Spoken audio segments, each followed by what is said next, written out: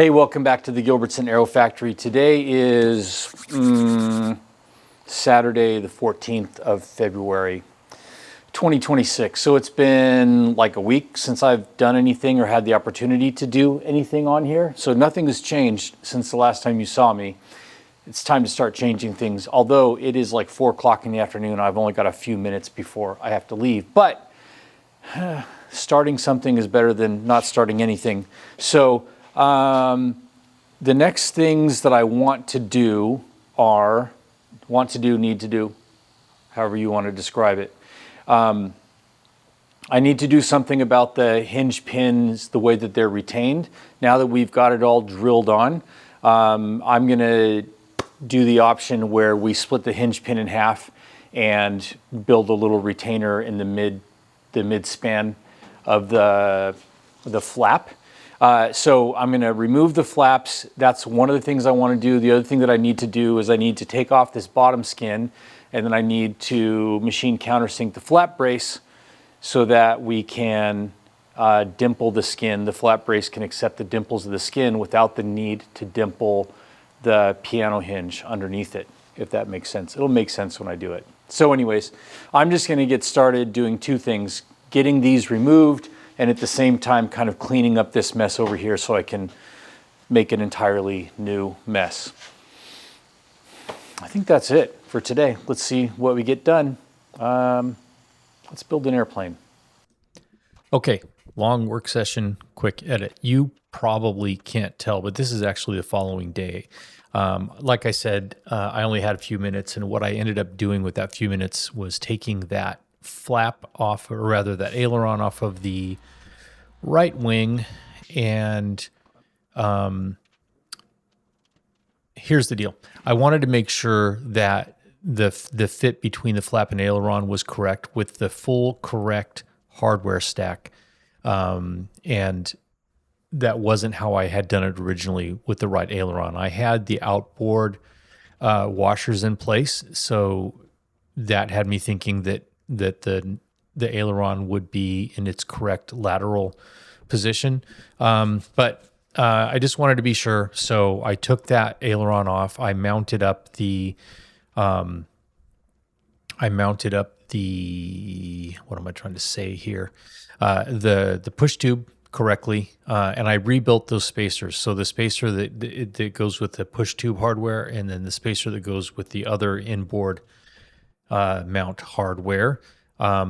I redid, and that's what you saw me doing on there, was trying to get that 7/32 spacer exact. So it was an exacting process that took a fair amount of time, but happy to say, once I put it all together and mounted the aileron with the legit real, like, this is the stuff that we're actually going to do, hardware stack. Like, and when I say hardware stack, it's like a fat washer, a skinny washer, a big fender washer, a spacer that you fabricate, and whatever.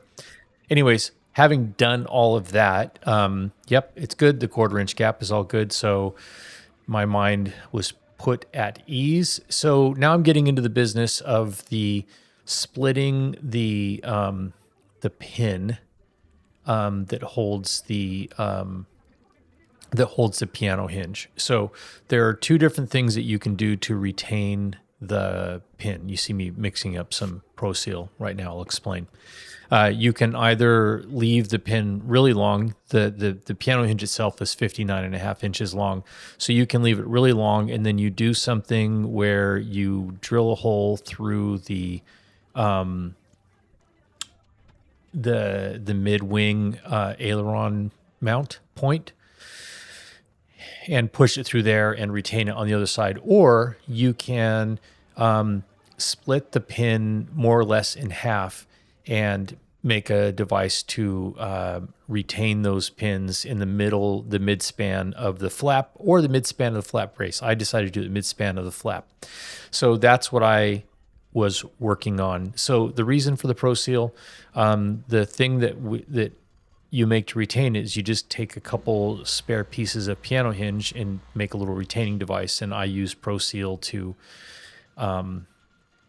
hold them together.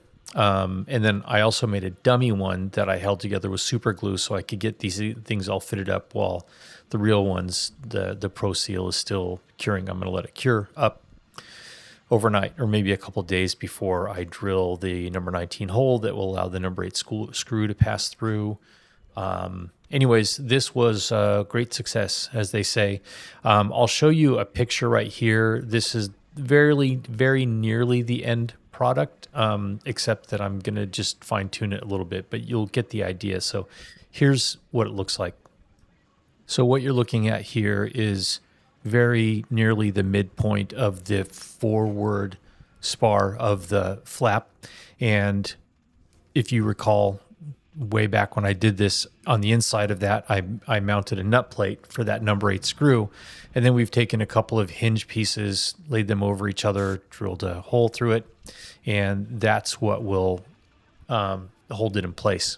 So you can see that we basically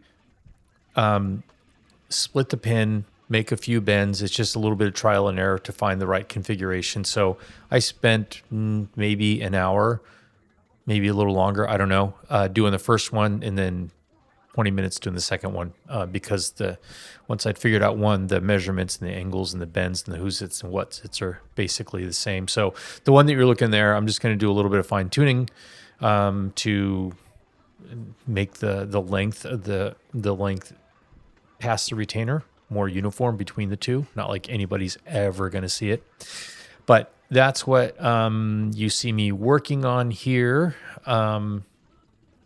Maybe it was longer than that. Well, let's see.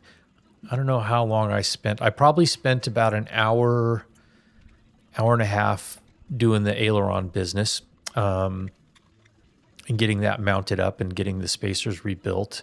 Total today, I spent 5.5 hours.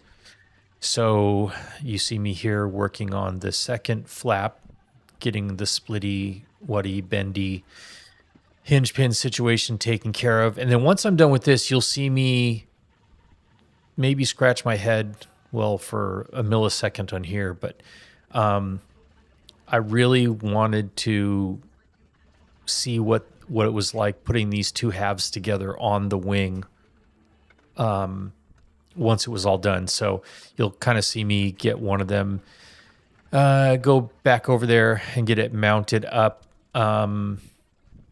There, that's where I changed my mind. Wait a minute, before I take that skin off, I want to mount this thing up.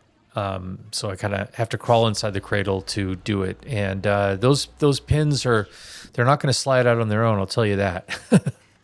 They're pretty snug once they're in there. So anyways, satisfied with that. I'm happy with how that turned out, which means that at this point, I would say with the rest of the work that's happening right now that you're seeing for the balance of the day means that these control surfaces are basically done. There's nothing left to do to them. There's more work to do inside the wing, but the prep to mount, fitting, mounting, it's all done.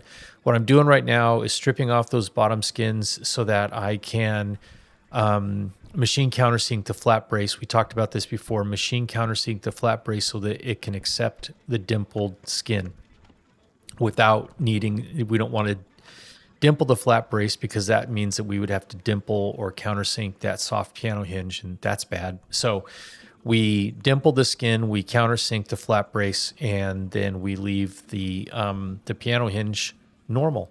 So I was kind of dreading this just because countersinking sucks and takes a long time. But I got it all done. So I think the camera runs out before I completely finish, but here's what I did. I got all of this machine countersinking done on both of the wings, both of the flat braces.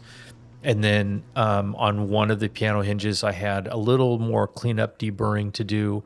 And that was it. And then once the camera turned off, I grabbed the vacuum and just cleaned up inside the wings, all the little shavings and whatnot. So I have to do some thinking about what I'm going to get after. I know what I'm going to do next.